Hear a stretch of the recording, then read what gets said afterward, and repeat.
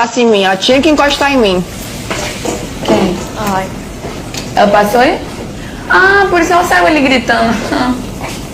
Agora não entendi. Ela puxa a gaveta pra bater na minha perna de propósito. Também, né? Essa Doente. ridícula. Por isso ela saiu ali falando, eu sou linda, podem me chamar de tudo, menos de feio, porque eu sou linda. A alma dela é podre. O que adianta ter a casca e por dentro ser podre, como ela é? É podre. Quando eu falo de feiura, é a alma que eu tô falando. Ela é ridícula, feia pra caramba. Aí a Maria, sim, você é linda. Não adianta nada ter a casca e por dentro ser podre. Mas eu já reparei que ela fala isso pra bater na gente. Se eu tô fazendo o almoço feliz, tranquila, fazendo uma comida, ela quer estragar, ela tem que encostar em mim, essa nojenta. Aí ela fala, eu sou linda, e a Maria, sim, você é linda, sim. Linda, sim, você é linda. Ai, sim, você